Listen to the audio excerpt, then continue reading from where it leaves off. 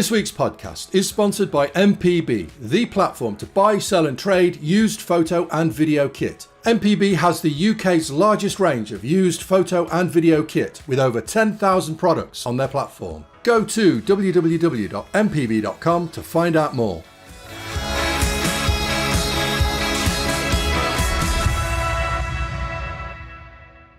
Hello and welcome to the AV Forums podcast for Monday the 26th of September. We're back after our holidays. Hello, we're back again. We're going to get through a lot tonight, so stay tuned. This is obviously the hardware edition of the podcast. The movies podcast is going to follow us tonight at 8:30. All you need to do is refresh your browser once we finish. Just give it a refresh for the movies. They're coming along at 8:30, Kaz and the team. Tonight I'm joined by four regulars, and that's us four. And somebody new. So joining me tonight is Ed, Selley, Julian, Scott, and Ian Collen, who are the regulars. Good evening, guys. Evening. And our newcomer tonight is our new reviewer. It's Martin Dew. Martin, good evening. Welcome along to the podcast. Good evening. Thank you very much, Phil. Right, so people will have noticed that we do have some new reviewers working on AV Forums now. The new content is hitting the homepage. It's mainly home AV equipment. But Martin, you've got a really interesting career background. So just to introduce yourself to our viewers and listeners on the podcast, and forum members in general who maybe don't know your background, you've had quite the background. So tell us a little bit about it. Thank you, Phil. Well, yes, I trained as an actor at Guildford School of Acting back in the 80s. And although I worked in the profession for a while, I think I kept moving back to this passion for hi-fi. And even in the late 80s, home cinema with the arrival of Dolby Surround. And I actually started working for an airline, but because that airline was offering half-paid leave to anyone who wanted to train to be a pilot. So I started doing the pilot training. And while I was working for that company, I felt less keen about maybe going into the hot seat in an aeroplane. And again, circled back to my love of entertainment technology. So I used my free flights to the States to forge a relationship with Lucasfilm. I'd seen the fantastic THX logo appear in cinemas, actually notably not far from me at the High Wycombe UCI, where they had a THX certified cinema. And I loved what they were doing in terms of presentation, not only audio, but actually also the 35mm projection. So I managed to, I found somebody who knew somebody at Lucasfilm, and I contacted them, and one thing led to another, and I got asked up for lunch there and met a lot of the crew there. And eventually they said to me, well, if you can get your papers to come and live here, you can come and join us in the marketing department. And that's exactly what happened. I managed to get my green card back. After having had one as a child, but that's another story. And I moved out to the States and I got a job as an assistant in marketing. And I worked in marketing for a year at Skywalker Ranch in the THX division, but was quickly asked to then go into retail training. So I started holding the Skywalker Ranch dealer trainings for THX certification of retailers. And then we took that model actually and took it around the world, going to as far-flung places as Sydney and Australia and Singapore, and of course all over the States as well, because we found that a lot of the dealers wouldn't actually make that trek to us. So we decided to take that show on the road. But then things took kind of an interesting turn again. I then ended up working in international sales for licensing of cinemas, and that was everything outside the US. And so I worked in professional exhibition from pretty much there on out. And I actually worked for Lucasfilm for 9 years and then got pinched by a division of NEC in LA the digital cinema division of NEC and started selling their 2K projectors as part of the full digital rollout in the early noughties, and specifically their 2K DCI compliant projectors into the marketplace. Well, that's an interesting, Pretty cool. interesting bio so far. So I take it you just chanced it with Lucasfilm. Then you found somebody to contact and just tried to find out a way in. Yes, definitely. And in fact, I've made that company my target, and I said, whatever happens, I'm going to work for them. Like I said, I loved what they were doing. Film presentation, I think, was the thing that hooked me more than anything else. Making a film look and sound fantastic, to me, is just an intriguing thing, and something that really excites me. Yeah, well, you're with like-minded people on the podcast here, and obviously you're joining AV Forums as our reviewer, and you're going to review audio equipment for us going forward. So I think you're pretty well qualified in that field to be doing that. So welcome on board, Martin. It is great to see you. If people have any questions for Martin or any of the team tonight, the chat window is open on YouTube if you're watching us live. Stick your questions in there. We'll try and get through as many of them as we can tonight. If you're listening a little bit later in the week to the recorded version or the audio-only version, or on YouTube, then leave us a question either in the chat window on YouTube, or you can go to the forums, find the podcast in the podcast forum and leave us a question in there, and we'll answer that a little bit later on. So I'm sure we'll get back to Martin and his background, because you also did a bit of acting, so we'll maybe talk about that next time we're on the podcast, and with the films that you have taken part in and so on. But you also did some reviews for us, so people want to go and check out some of the reviews that you've already done for AV Forums. What have you covered so far, Martin?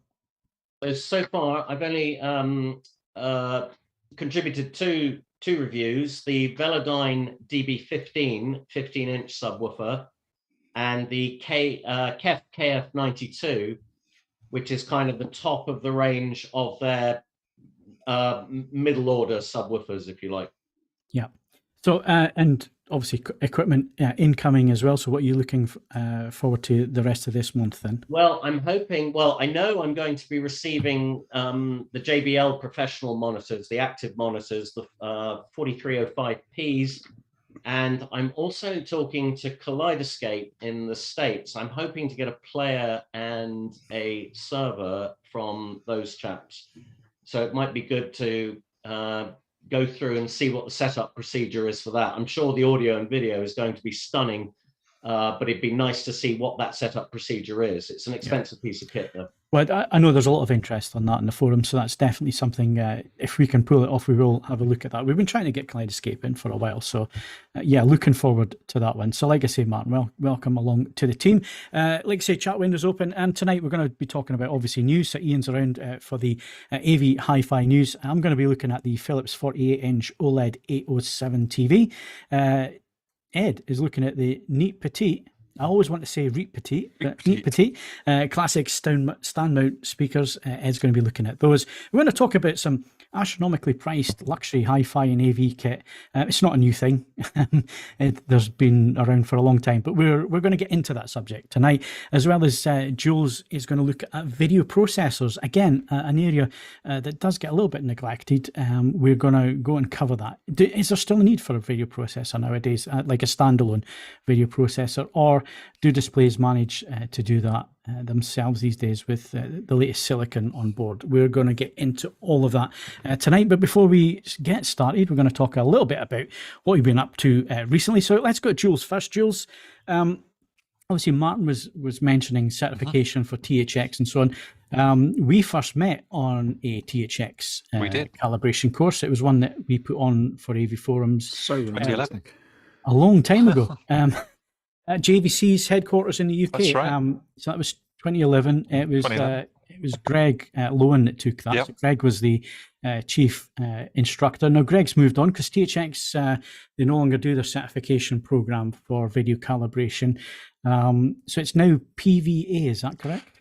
Yeah, that's right. Yeah, probably 2 or 3 years ago, I think THX obviously were bought out several times. I think they're owned by Razer now, but they kind of lost interest in the whole video certification process. So Greg decided to create, from the body of knowledge that he has, the Professional Video Alliance, the PVA. Hopefully, we don't become unstuck, but boom, boom. Boom, boom.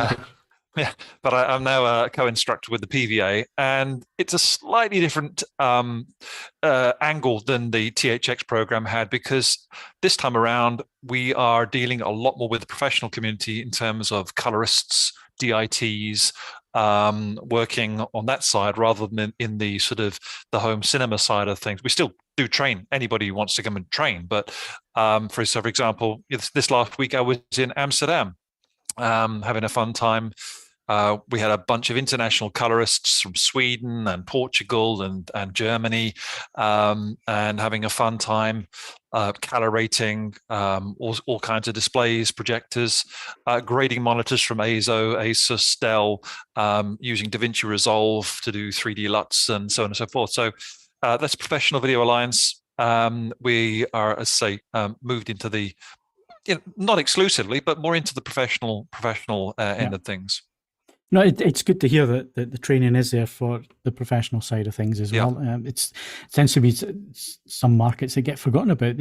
People just assume professionals, you're in that market, you know what you're doing. But obviously, everybody needs training, so it's good to see that that's happening. So you spent a fun time in Amsterdam, Ian. I'm going to guess that you've been playing video games. Yeah, it's weird. I seem to have done less constructively since the last podcast in the 4 weeks and in a normal 2-week window.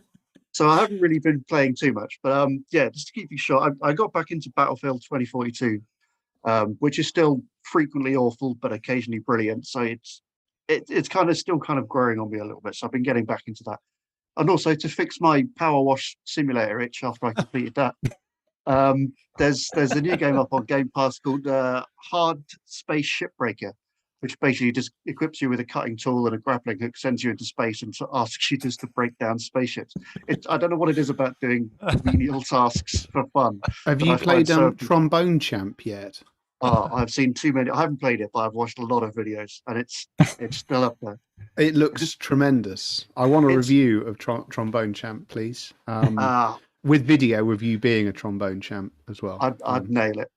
Yeah, I don't doubt it. I mean, all that power washing. It does look hilarious, and I do want to play it. So I've had to make do with the videos so far, but it's a good fun to watch. Yeah, if you don't know we're nerds at this point, then you've tuned into the right podcast. Ed, what have you been up to? Not a huge amount. My son decided. I don't think he made a conscious decision to, but he broke his wrist. So that was a pain in the ass. Not as much of a pain in the wrist for him, but that's. That had to be sorted. Ironically, I've got him a PlayStation 5 for his birthday, which at least initially he won't be able to use. But that's you'll be able to get your practice in ahead of time. By the by. So that I've been reviewing loads of stuff, and as I say, I've been looking at ways to be paid in currencies which aren't currently seeking parity with the chocolate button. That's on the list of things to do as well. Same old. There are some cool things coming up for you guys on review, though. I need to be clear about that.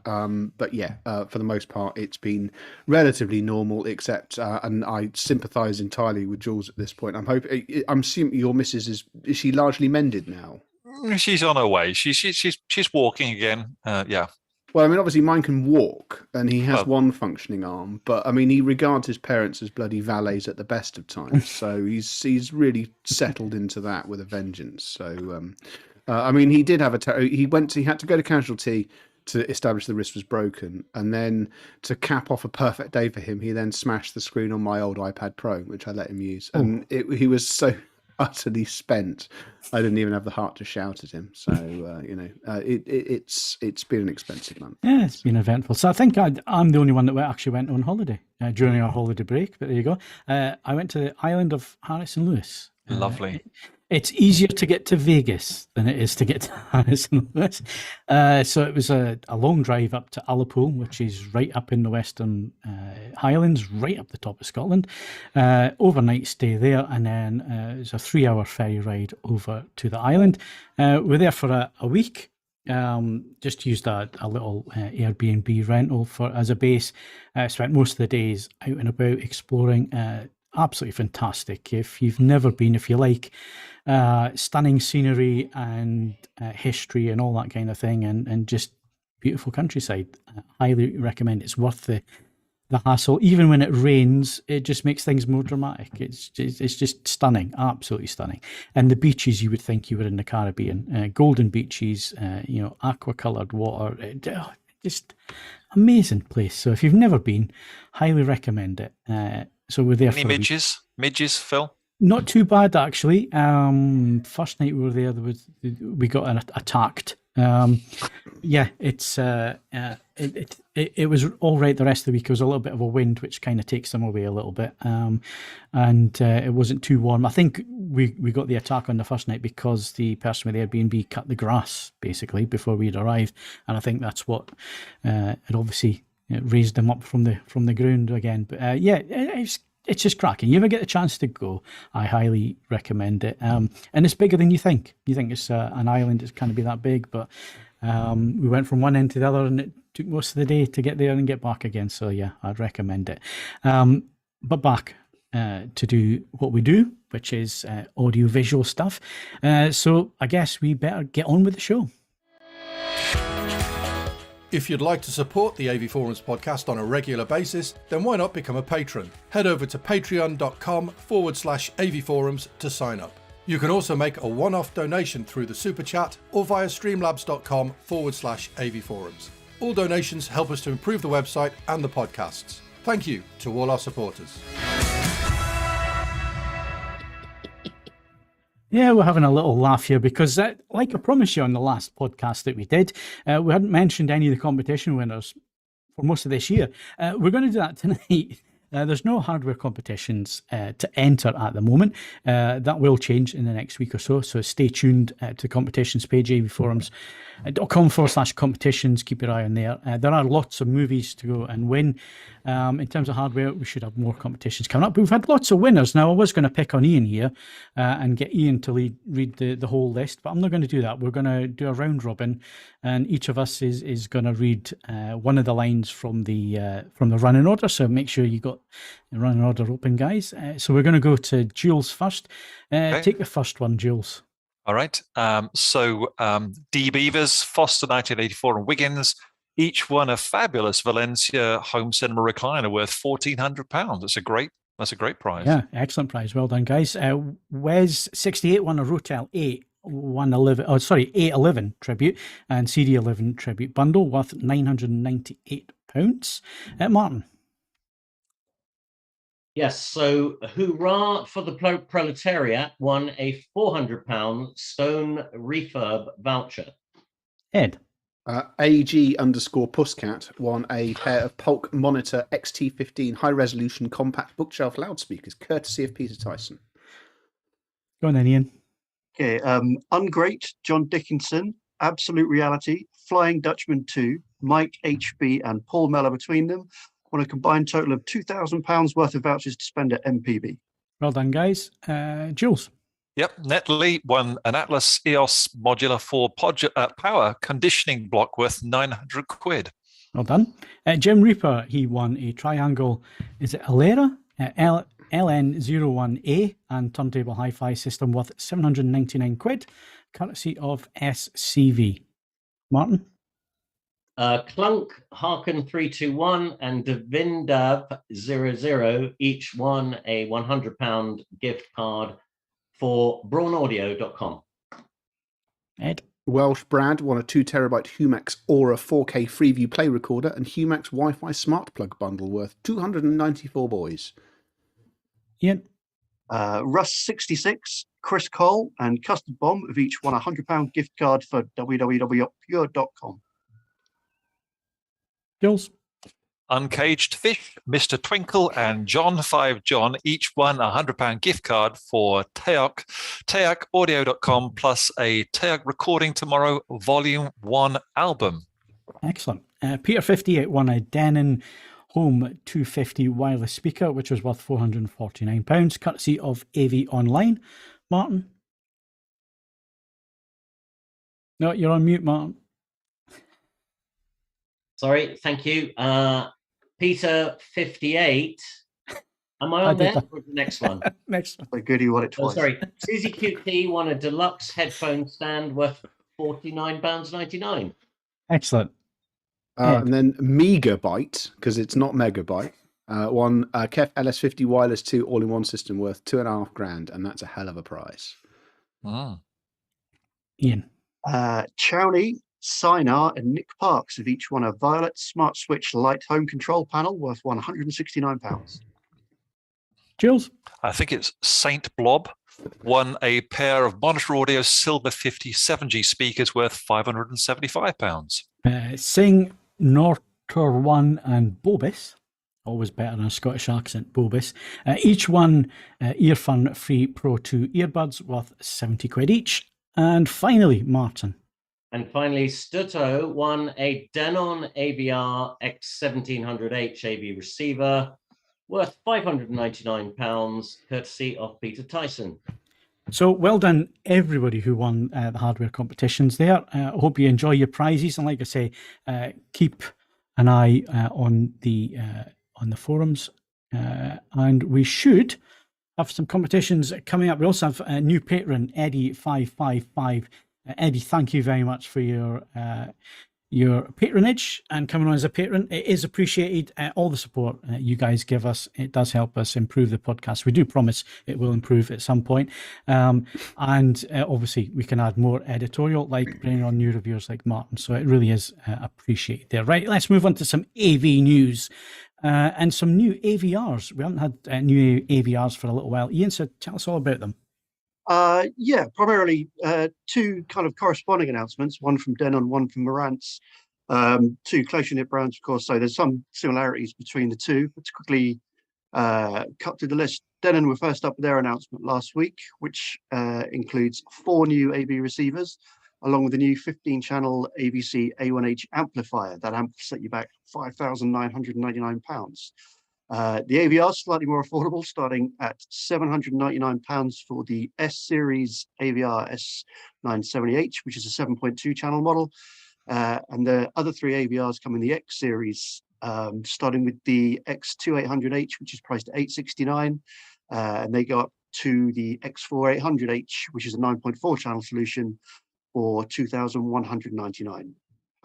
All those models support 8K video, along with Dolby Atmos, Dolby Surround, DTSX, IMAX Enhanced, and Auro 3D. So quite an all-round package there. And just to quickly follow up with that, Marantz, their announcement's relatively hot off the press, came through today. We've got a similar array that also includes 4 new AV receivers to make up a new Cinema Series range. They've also announced the AV10, which is a 15.4 channel preamp processor and an AMP10 amplifier, which both come with the same price tag as the Denon A1H of £5,999. And a similar range of AVRs in terms of kind of scale and pricing, starting at £849 for a 7.2 Cinema 70S model, rising up to £2,399 for the Cinema 40, which is an 11.4 channel setup. There's also Cinema 50 and Cinema 60 models. Again, all these models support 8K video, along with Dolby Atmos and DTSX. So quite a few similarities between the announcements. Obviously, there'll be a lot of variations in the products themselves, some subtle, some not quite so subtle. Bottom line is all models due to start shipping, not all models, some of the models are due to start shipping from October. And of course, all information's, all the full stories will be up on the AVF website. Yeah, the news stories are up there. So if you're interested, go look at the news stories to get a little bit more in depth. But yeah, we mentioned this a while ago, Ed, that AVR manufacturers really needed to stop the yearly cycle. Yes. Which it looks like they have done. Yeah, I mean, it's only kind of moved taken away from it. 20 years. But no, the public it's a balancing act between the public wanting new things and the public not wanting items that they have spent thousands of pounds on to be worth 50% of their value after 18 months. Because if you do that repeatedly, they'll stop buying it, and they have done in droves. There is nothing so technologically vital happening at the moment in the field of either audio or video that you can't slow these model replacements down, and it's slowly but surely actually happening. And I'm possibly going to be contentious here. It probably needs to get slower still. Yeah. Or we're still going to lose one or two other more people just unwilling to participate in the churn. Yeah. Yeah, I'm really interested in seeing these products, especially the flagships. They are of interest. Martin, it's interesting to see 15.1 channels built into an AVR. We haven't seen that kind of approach so far. Is it something that excites you? Yes, it does. I'm actually using a 16-channel processor now. I'm using a Lingdorf MP50 actually. Yeah, I mean, I think it's an amazing advancement. And the thought that this kind of technology is in these boxes which we can buy in our homes reasonably affordably, I think is pretty incredible. Yeah, I mean, you mentioned the Lingdorf there. I mean, that those are luxury items at the luxury end of the market, as well as the Trinov, which I know you've got a Trinov in your demo room there, Jules. Yep.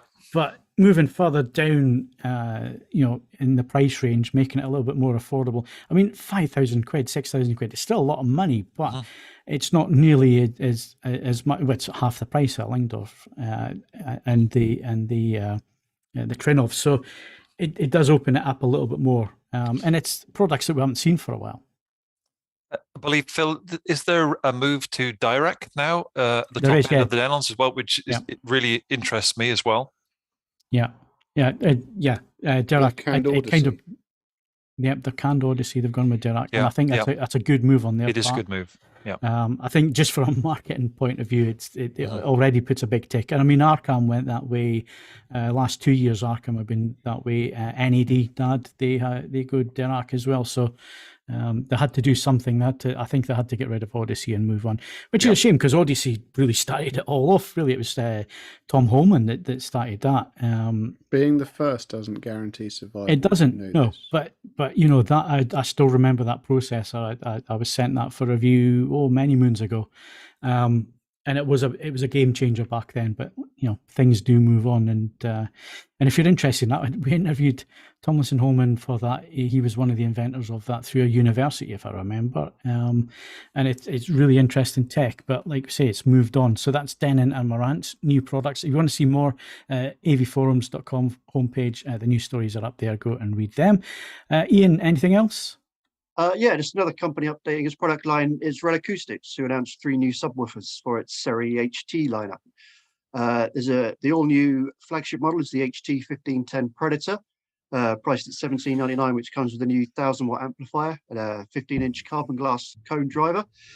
And there's also 2 upgraded models with the HT 1205 and the HD 1003, both getting a new Mark II relaunch. 1205 Mark II comes with a 12-inch driver and 500 watts output for £849. The Mark II 1003 comes with a 10-inch driver, 300-watt output. And I forgot to put the price down in my notes, but it'll be a little bit less than the £849. But obviously, all that information is up on the website as well. And obviously, these models will be compatible with the rest of REL's lineup, along with its HDR wireless connectivity system. It's nice to see a name associated with a subwoofer. I mean, we've been asking for that, Ed, for a number of years as well. Yeah, but they still aren't using Thunder Bastard, are they? No, not yet, but we'll get there eventually.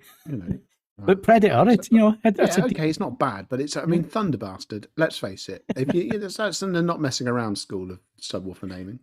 Just go for it. Just a couple of people will be upset, but most people will go, "Yeah, I own a Thunder Bastard," and it'll be fine. But we're speaking to REL at the minute. Hopefully, we're going to get those new models in very soon for review. So keep an eye on the homepage. We'll have those coming through once they are available. So that's AV News HiFi. What we're looking at. First and foremost, probably Bowers & Wilkins 700 Series 3 speakers. Just again, in keeping in line with multiple announcements coming through from the same company at once. They've got 8 new speakers in the new Series 3 lineup. made up of 3 floor standing speakers, 3 bookshelf speakers, and 2 centers. Prices ranging from £1,000 for the cheapest center up to £5,500 for the new flagship 702 S3 loudspeaker. Again, all the finer details will be up on the website. But sort of the headline features you're looking at there is sort of probably the implementation of the 800 series speakers into this S3 lineup, including the tweeter on top designs, biometric suspension system taken from the 800 series Diamond model. There's lots and lots of 800 series stuff in these. Yeah. So yeah, and we will be looking at them for the site. Haven't decided whether it's me or Simon Lucas or whether we end up looking at one each or something like that. But don't worry, there will be coverage on AV forums of members of the range.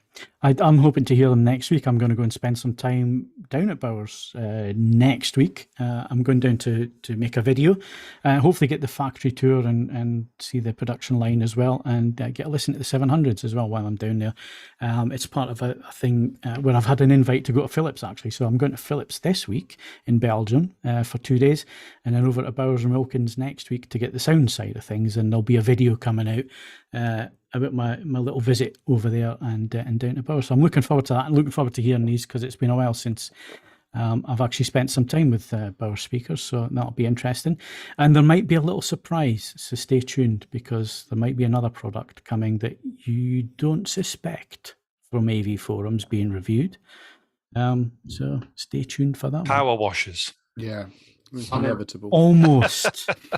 Oh, You're not too far away, actually. But it's something that Bowers would have an interest in. Anyway, moving on. Anything else audio-wise? Just a flawless segue from the 700 Series 3 to the Mission 700 speaker, which obviously earlier in the year, Mission sort of relaunched their 770 speaker, the sort of classic design for the 1980s, basically a whole new set of stuff inside it. And they're doing the same with the 700 loudspeaker. It's got a similar kind of triggers broom element to it, where they keep the same classic design, but then talk about everything inside being new and improved. So again, all the key features for that will be up on the website. Pricing for these starts at £1,299 per pair, but given how much people seem to like a lot of people seem to like the 770 speakers, it could well be a lot of interest in the 700s as well. Oh, it's being done. It's not being done by me. It pains me to admit that this might be a good idea, but we're going for plurality of opinion now. So rather than me just deciding I love all of it, we're going to let Simon Lucas do. We're going to let Simon decide that, just in case he's more sober about it. But I think he'll probably quite like them as well. So yeah, so look out for that review. Simon's doing that. It should be hitting the website in the next couple of weeks. Anything gaming wise, Ian? Yeah, just kind of in my wheelhouse a little bit. But Samsung seems set to launch its first OLED gaming monitor later in the year in the form of a 34-inch Odyssey OLED G8, also known as the G85 SB. I mean, technically it will be a new monitor, but in terms of the core specs, it looks very much like an existing 34-inch Alienware monitor that also uses a QD OLED display. So while Samsung itself was only talking about using quantum dot technology with this monitor, you'd very much expect the G8 to have a QD OLED display as well. Yeah. So you can expect similar specs like we mentioned with the Alienware monitor, 1800R curved screen, refresh rates up to 175 hertz, response times down to 0.1 milliseconds, which is faster than you could possibly need. wow. Plus, of course, you get bonuses of Samsung Gaming Hub and the platforms that come with it, including Google Stadia, access to Xbox Game Pass games, for example. Right now, there's only a Q4 launch window. No pricing's been given, but that 34-inch Alienware monitor is currently just under £1,100. So that kind of gives you a benchmark figure of where this is likely to start, probably with a few quid chucked on top for all the extra Samsung goodness. Yeah. But it could be a very interesting addition to the gaming community. Was that panel response time or was that input lag time? I'm assuming it's input. All right. Well, that's astonishing if it's input lag. Yeah, very good. Right, so we're going to move from one OLED to another TV that I've had in for review. I've got lots of TVs in for review at the minute. There's going to be a whole host of them coming up on the site, starting tomorrow with the OLED807 review. It's the 48-inch panel. So this is the second year that Philips have done a 48-inch 8 series. We did the 806 last year. This is the 807.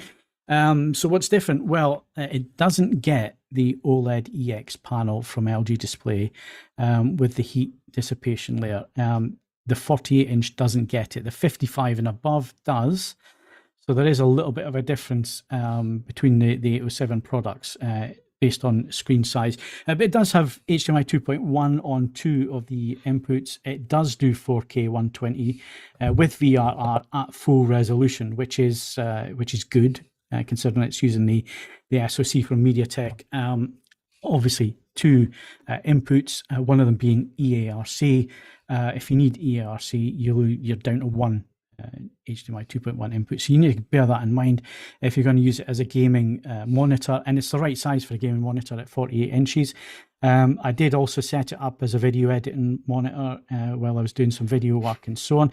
You need to make sure you've got a bit of distance between you, 48, and you don't want to sit too close. It's very easy to see panel structure, pixel structure if you sit too close, but I still thought it was a little bit too big to use as a desktop in terms of PC use or with a Mac or video editing and so on. Maybe as a display off to the side in terms of checking what's going on in your timeline, that might work. But I just found it a bit too big, which I'm surprised at because I always thought, the bigger the screen, the better. But no, it doesn't quite work at 48. The 42-inch from LG, it worked a little bit better. So the big selling point for Philips is their 4-sided Ambilight. Ambilight is a fantastic bit of technology. It's patented to Philips. You won't find it on any other TV, legally anyway. And obviously it's been changed this year in terms of how it processes. So there's now individual LEDs on the back of the screen. It used to be 9 lots of 3. It's now all individual, so they can individually change color or mix colors on the wall behind you if that's your kind of thing. It does do follow video, it does follow audio, so if you're playing a film with lightsabers and so on, it will put that color onto the wall behind the TV and so on. It can become very distracting very quickly, or you might absolutely love it. It's one of these things that you either love or hate. If you're a bit of an image purist, don't worry. It can be set up as a bias light, which again is another fantastic feature that is a Philips USP. You can also calibrate it. So there are RGB adjustments that can be made just for the light. So technically you take a measurement of your wall behind the TV, set that as an offset, and then calibrate the light to get it perfectly on D65, and then just set the brightness of that so it stops eye strain and so on. And I think this is where, certainly for myself and Jules, that's what we would use it for. If you're critically watching movies and so on, you want it to stop eye strain, but you don't want it too bright that you're going to lose your shadow detail and so on. So it does take a little bit of adjustment to get it right. But that's us. We're purists. We like to see things as it's intended to be seen, or creator's intent.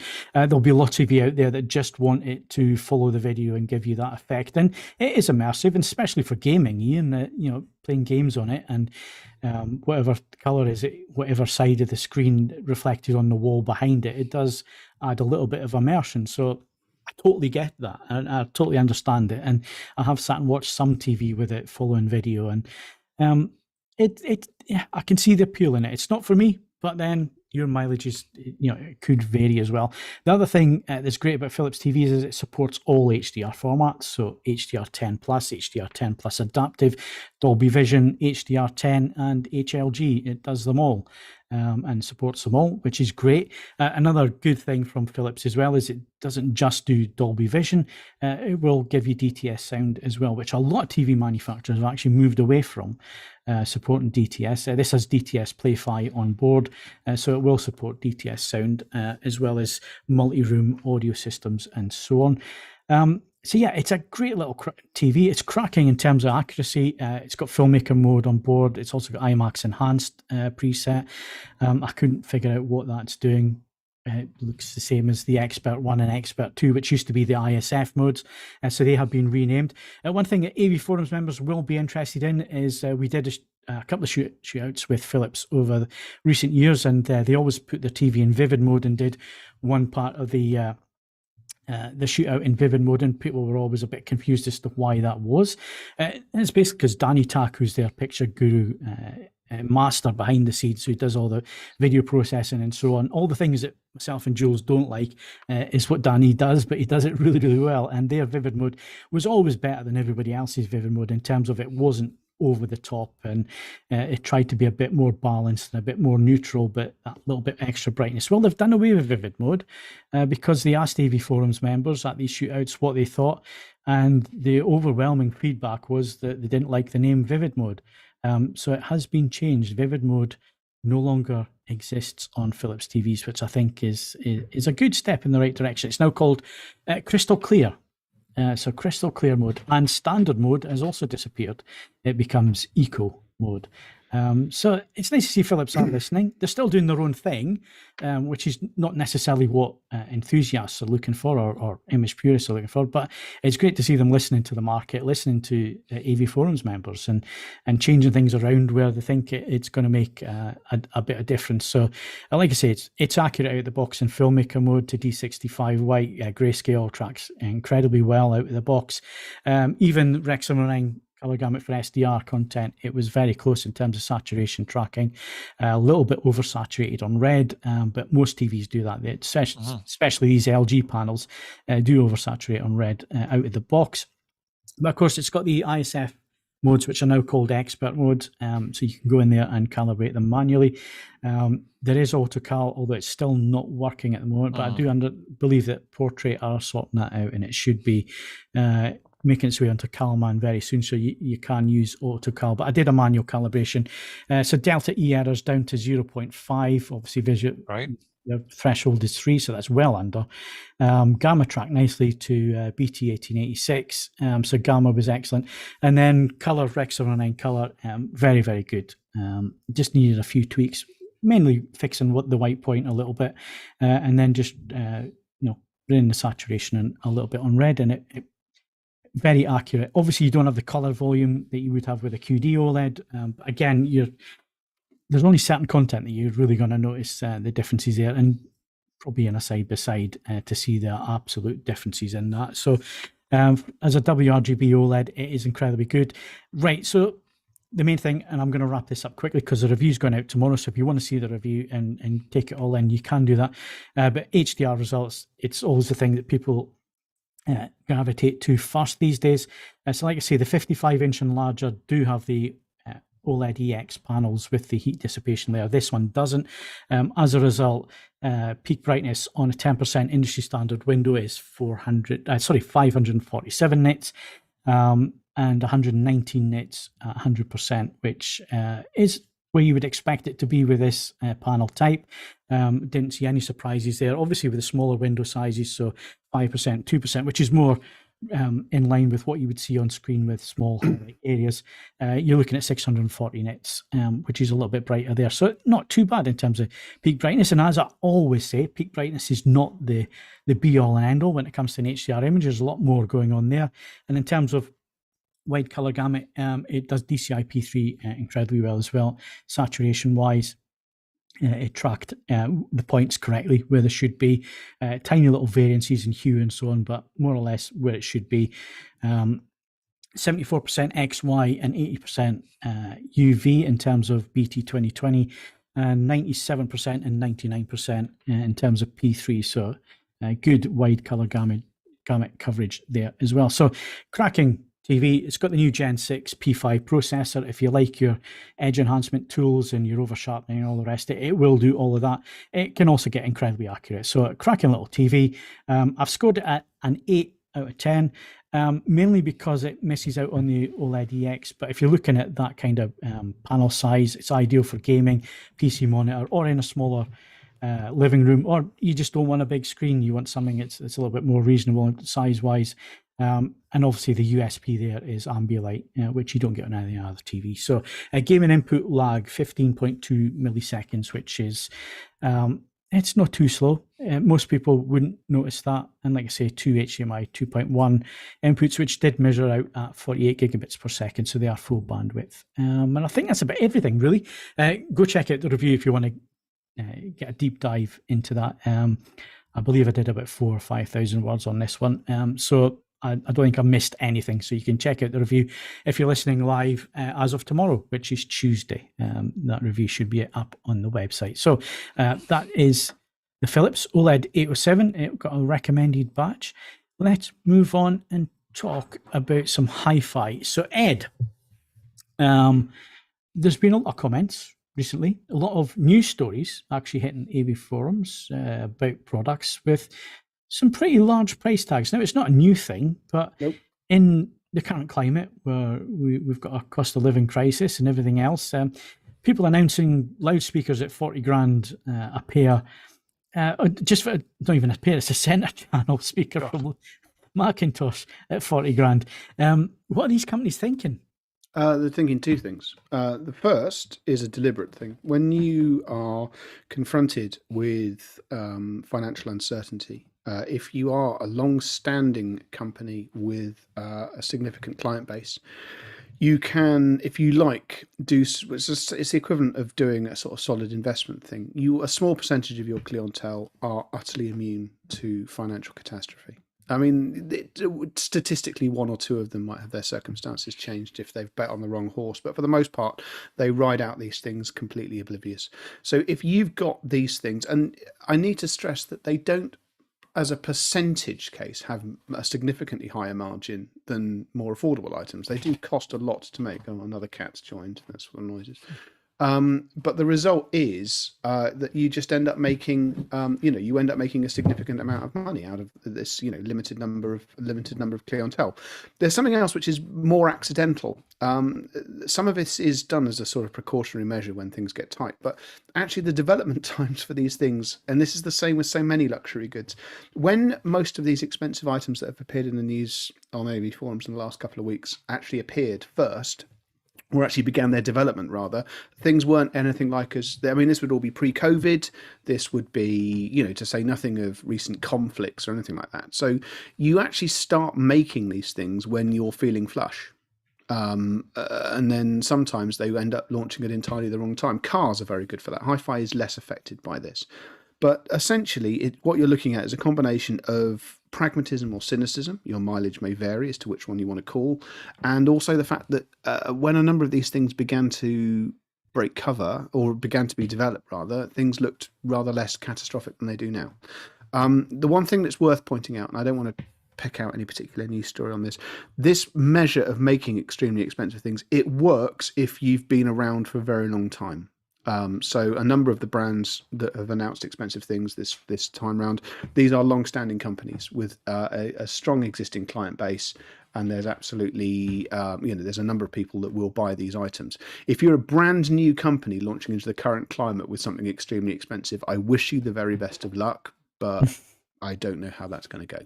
Yeah, Martin, what's your thoughts on this? This one has 46 drivers in it, doesn't it? Yeah, one or two. So you must get very clear dialogue. I've had a demonstration of these. They sound fine, on the understanding that one, truly high-end AV is not my speciality field, and two, they sound, I think deliberately so, they sound that quite normal. You don't sit there going, whoa, it's a voice of God experience. So they do what Macintosh does, what they do, and they don't care what anyone else thinks. They just go about doing what it is. It's a design process that I find a little confusing. The other side, though, Ed, is desirability. You mentioned Macintosh. I've always desired Macintosh. No, absolutely. Because it's unobtainable for a lot of people, and I think that's what makes it desirable. Well, yes. I mean, it's interesting. There's two levels to this as well. One of the items that's been listed in as a talking point for this is the Focal Utopia headphone, for which I have literally written the review, and it will be going up onto the site in short order. That's expensive. It's £4,700. I'm not going to pretend that's anything other than a huge amount of money for a pair of headphones. But it goes back to comments I've made about other expensive headphones. They're not something that exists alongside expensive loudspeakers for a number of customers. They are a complete and permanent alternative to. And they do things that very, very expensive loudspeakers struggle to do. So you've got to make a value calculation based on for some of these items based on how they intend to be used and sort of what they're targeted at. But the other thing, and I've banged this drum when you were talking about how to buy things at more affordable price points. We have to get into our head that every single price point incrementally is increasing. Inflation is not messing around this time, and even though consumer electronics has bucked the trend for the best part of 30 years, certain price points are going to cease to exist. And with that, price points that currently seem quite absurd at this point are going to be pretty normal in 10 years. I'm going to make that call, and you can mock me if I'm still alive in 10 years' time. So, Martin, you've got a lot of experience in the audio field, dealing with a lot of these expensive brands as well in the past and so on. So, what's your thoughts on the market? Well, I think what Ed said is right. I think there's always going to be a place for those extreme high-ticket items. I have to say, I did snigger a little bit when I read the Macintosh release, actually, because I had to cover it on one of the other channels. I've struggled to take Macintosh seriously ever since they released the Lightbox, which I think cost $2,500, wasn't it? And it was supposed to sit in a rack with your other Macintosh devices. Well, yes. I mean, the whole thing about Macintosh is you are supposed to have lots of it. If you look at how when they allow it to be used in films, it's all you don't just have a Macintosh amplifier. You have a custom install cupboard of the stuff with lots of mystery boxes, all of which with big glowing logos. So I mean, it's a very specific aesthetic. Although I have more time for that aesthetic, having now used the products. I mean, they look fussy and they look weird, but they are actually genuinely joyous to use. So I'm more forgiving about it than I was. But yes, I mean, it's a bit over the top from a European perspective. I agree with that. But of course, the other flip of the coin here is that these products, like you say, going back to R&D and so on, these products have to exist sometimes for that technology then to lead down into the wider market. So if you have a new technology, or you have and almost all manufacturers have their halo products, where they put all the latest technology in there, and then it trickles down.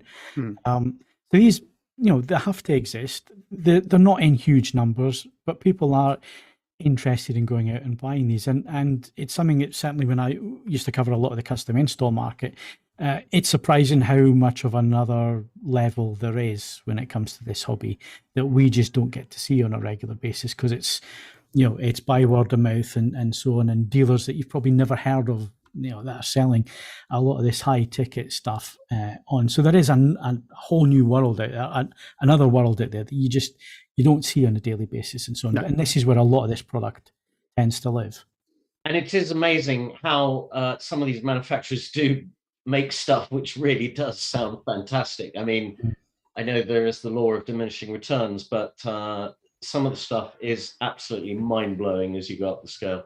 Well, I made the mistake of, obviously I reviewed that Vertair turntable at Christmas. I ended up buying it. I then went and listened to the big one, which is now not much shy of £200,000. And it was using exactly the same cartridge as my one uses.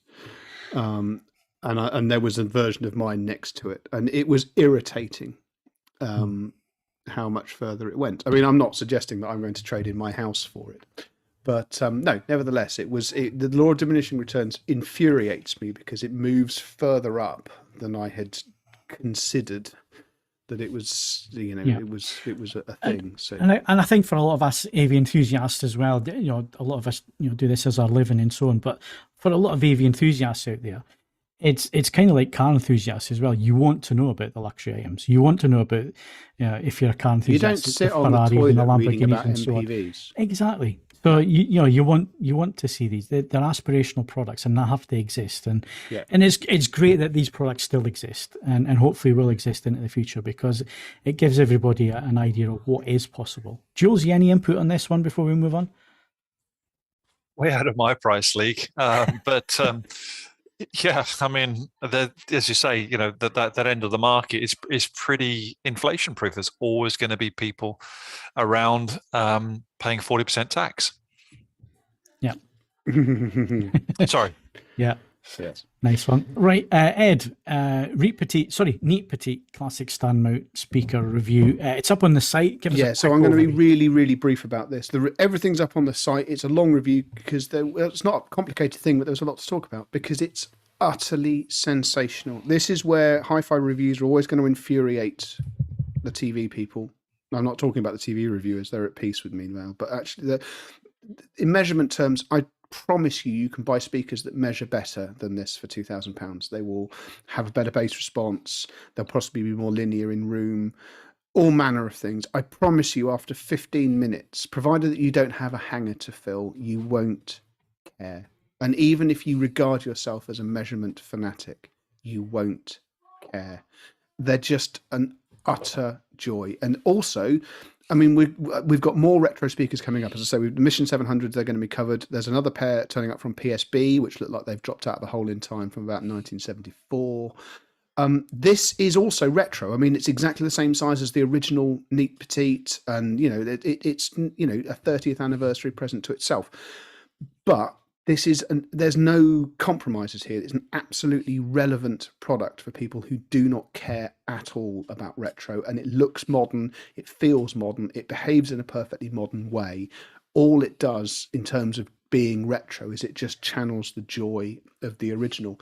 As said in the summing up, as far as I'm concerned, there's nothing else I would rather have for £2,000 than these. They are perfect. That's why they have a 10 out of 10 score. and sometimes you get products like that, whether it's speakers, TVs, whatever. It bucks the trend. It's you look at it and you think, well, why am I spending that money on this? It doesn't seem to, looking at the spec sheet, doesn't seem to be up to much. And then you spend time with it and you think, actually, I get that now. I think it's a superb product. I totally get that. I totally get where you're coming from. I'd love to hear them. I don't think I've ever heard. Well, they're up your neck of the woods, Elite Acoustics. Do yourself a video in Barnard Castle. Do an eye test at the same time. Yeah, I'll get an eye test at the same time. We'll do that.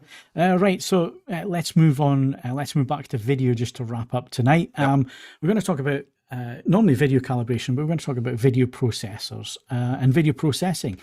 Because it's one of these things where going back in the past when we used to own CRT projectors that were the size of a mini metro clamped to our ceilings, I can't believe I used to sit under one of those.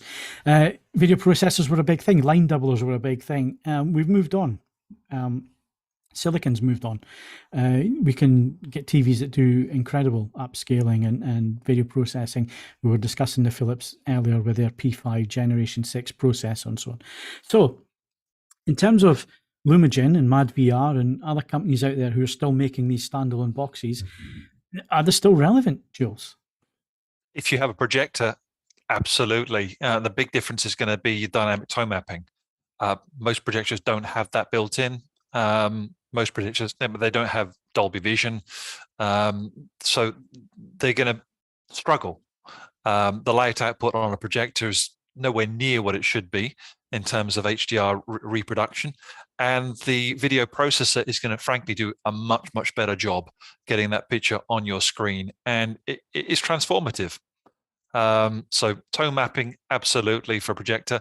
For TVs, perhaps a bit less so. But nevertheless, if you give any OLED, a 4,000 nit title, they're not going to deal with it as well as they would do with 1,000 nits because the dynamic range just isn't there. So even there, a video processor will help a TV with some titles. So tone mapping is given, I guess, video processors another lease of life. Calibration controls also. These 3D, you can have 3D like calibration in these video processors, and that's going to give you a more accurate picture. And upscaling, as you say, if you've still got a DVD or even a Blu-ray collection, they will do probably a better job upscaling that content to your display. So I think there still is a place for video processors, especially for projectors, perhaps a little bit less so for TVs, but and also the cost. If you've got a TV, are you going to really spend £5,000 to £9,000 on a video processor? You probably would do if you've got a projector. So horses for courses, but yeah, still relevant. So who are the relevant brands nowadays? are the old names still there, or have things changed a little bit? It's a while since I got myself involved. I think if you look at the forums nowadays, people are talking mainly about two brands, Illumigens and the MadVR. MadVR started off as a free software. I think it's still available as a free software. You build your own home cinema PC, and you can. But it's a real challenge to try and set that up with the MadVR. So they brought out their own box where you buy it all already optimized for you, a nice interface. So MadVR and Illumigen are the two main brands that people talk about. They do very similar things, pricing slightly different, but both are excellent at what they do. Okay, and you mentioned projectors. Projector technology is moving on. I mean, JVC, they have their frame adapt technology. I've actually got two very recent JVCs in for review at the minute. So I've got the NZ7 and the NP5. So one laser, one bulb. Yep. And I've also got both of the Sonys in at the moment, both of the ES models, the 7000 and the 5000 in for review at the minute. So there's a bit of a 4-way shootout going on here. But again, big advances in terms of what the projectors are doing themselves as well. The manufacturers are having a go at dynamic tone mapping. Yeah, JVC were the first out the blocks with that, and their tone mapping built in is very, very good. I think with 1000 nit, like the TVs, it's probably not going to get you still get an advantage, I think, with Illumigen or MadVR, but where it really comes in handy is with anything higher than that, where the internal dynamic tone mapping in the machine just basically runs out of juice. You need something dedicated, and it will give you a cracking picture with any nit content. The first time you see it, even 10,000 nit output from your Spears and Munsell disc with the horses and the blizzard in the background, and it's still there on the screen on a project. You think this is some kind of freakery of a wizarding order, how it manages to do it, but it looks great. So, in your opinion, and obviously we have to preface this with you are a dealer, so you do sell these things. You'll try and be as unbiased as you possibly can be. But in your opinion, is it still worth investing in a video processor, or are these displays getting good enough results?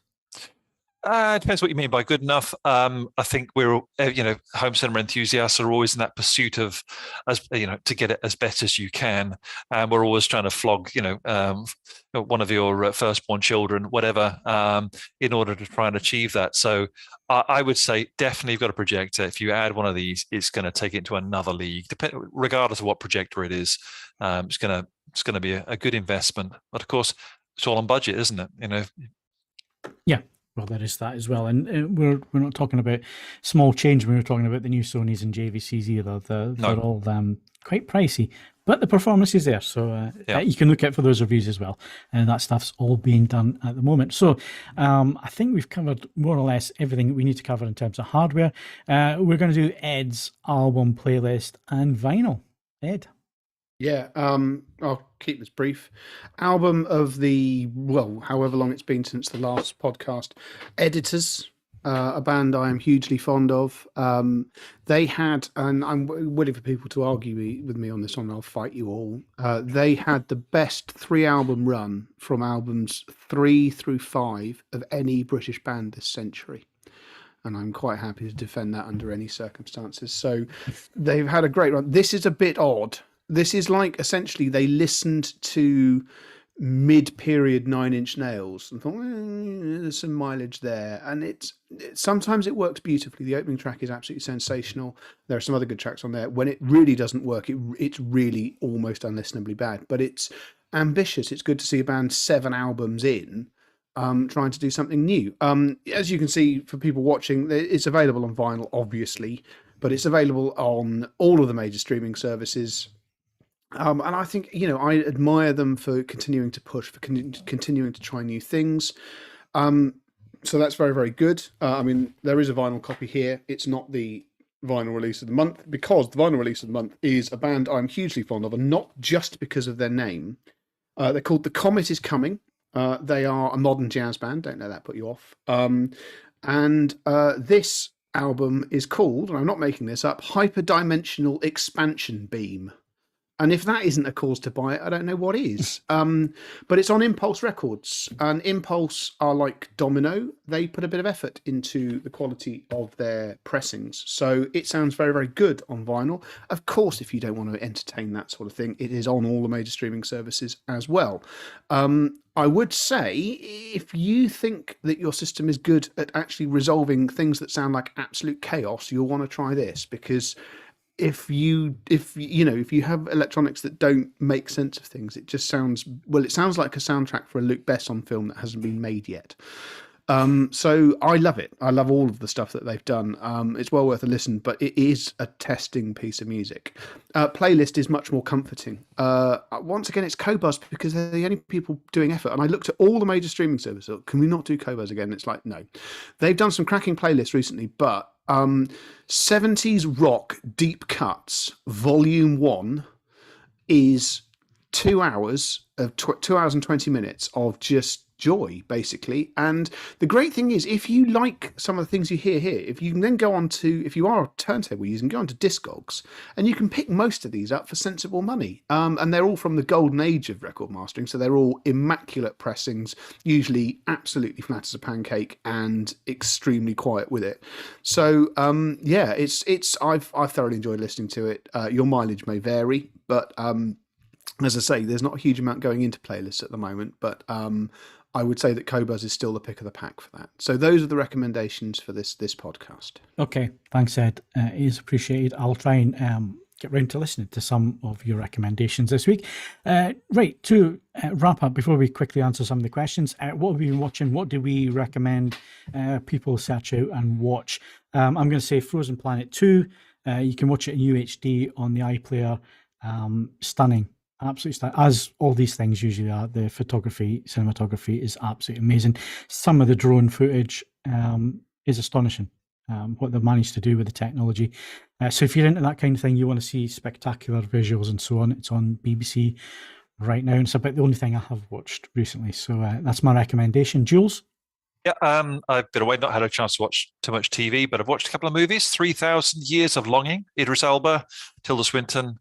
Thoroughly enjoyed that. Really good. That's actually demo quality stuff for the cinema. And The Outfit with Mark Rylance, which is an English tailor plunged into 50s Chicago, having to deal with mobsters. That was also a good film as well. Okay, excellent. I forgot to mention One Night in Soho. I managed to catch up with that eventually. Cracking. Check it out. Martin, any recommendations? I've just watched on disc, actually, David Byrne's American Utopia, which I thought sounded beautiful. I actually listened to it with headphones, and stunning direction. Spike Lee, of course, but amazing staging and well worth a watch. Excellent. Ian, any recommendations? You're on mute. That's a cracking recommendation. I'm a big fan of silent movies. What can I say? I finally got around to watching Everything Everywhere All at Once, which is now streaming. I can't remember if it's on Amazon or Netflix, but that was, pretty amazing. Kind of makes me wish I'd been able to see it in a big screen. And just catching up on some old stuff. After watching Better Call Saul, I did what I said I'd do and go back and watch all of Breaking Bad. That's the name of it. And also catching up on Peaky Blinders because season 6 is coming along soon. Okay. And finally, Ed. Well, you all been a bit highbrow, haven't you? So I've been watching The Bake Off, Morsmore and Whitehouse Go Fishing. Mm-hmm. And I watched, I'm up to date on Andor. I can see why they dropped 3 episodes because nothing happens in the first 2 of them. But do you know what? It's weirdly compelling. And I'm snoozing my way through the Amazon Lord of the Rings. And I'm sort of, it's one of these, I bloody well started, so I'm bloody well going to finish. But it's not rushing, is it? I mean, sometimes it's utterly beautiful to look at, but it's really taking its time. So yeah, those are the things I've been watching. Excellent. Right. So just to wrap up, I'm going to go through, see if there's any questions that we need to answer before. So Phil, 100-inch UST projector, so ultra shot through projector, or the new 98-inch TCL TV. I'm going to abstain on that one. I can't answer that. I haven't seen the TCL yet, so I can't give you any recommendations there. But 98-inch, I think it comes in at about $4,000, $5,000, so it's a lot of TV for the money. haven't seen it, so I can't give you any recommendations there. Hoodie72 says, I'm thinking about getting a OLED807, but I usually mainly gaming.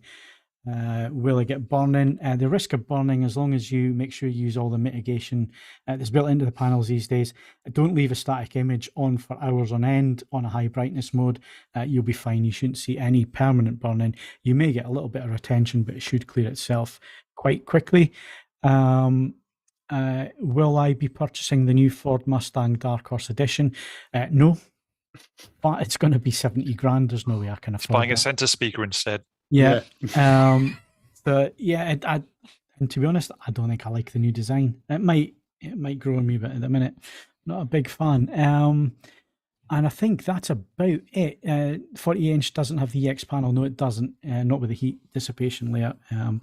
So no, it's only 55-inch and above with the 807. And I think that is it. If we have missed anything, we will bring it up in the next podcast. If you've got any questions, if you're listening a little bit later on, then leave your questions and so on in the podcast thread or in the video description for this podcast. The Hardware and Movies podcast, we come back again on the 10th of October.